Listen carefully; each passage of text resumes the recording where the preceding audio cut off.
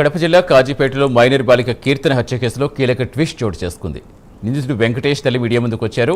తన కొడుకు అమాయకుడని, హత్య చేసేంత వ్యక్తి కాదని తెలిపారు. వెంకటేష్కు కీర్తనకు మధ్య ప్రేమ వ్యవహారం ఉందని తనకు తెలియదన్నారు.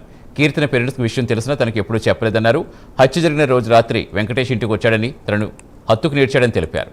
తనను కీర్తన మోసం చేస్తుందని, ఎందుకని అడిగేందుకు వెళ్లానని, అయితే గొంతు కోసుకుంటానని కీర్తన బెదిరించిందని చెప్పాడని తెలిపారు. హాని కలగకుండా చూడండి. ఈ ప్రపంచం మీద నా బిడ్డ అటువంటి వాడు కాదు.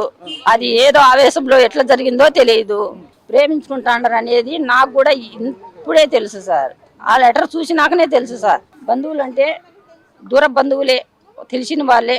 దేనికోసం వచ్చినామంటే నా బిడ్డను ఏదో రాజనాయకుల గురించి కానీ పోలీసుల గురించి కానీ ఏదన్నా హాని కలగకుండా నా బిడ్డను కోర్టుకు ఆధారపరిచి ఏ శిక్ష కోర్టులో ఏది ఎచ్చారో అది బేసిందే నాకు సమ్మతిస్తారు.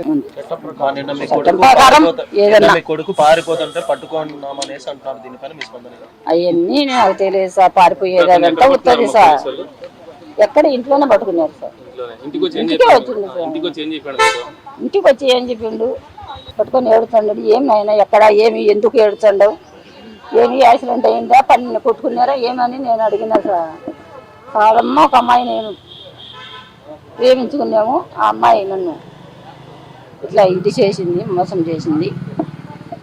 ఆ అమ్మాయి చనిపోతుందో ఇంకా తెలియదు. ఇలా జరిగింది. అబ్బాయి చంపిందో ఇంకొకటి చంపిందో అది కూడా నాకు తెలియదు సార్. మా అబ్బాయి ఒక్కడు వచ్చి నాకు చెప్పినాడు. వాళ్ళు వచ్చి అందరూ చెప్పలేను. వాళ్ళ తండ్రి మాత్రం ఆ మాట చెప్పినాడు. ఇంకొకటి పేరు ఈయన పేరు చెప్పిందనే చెప్తాను.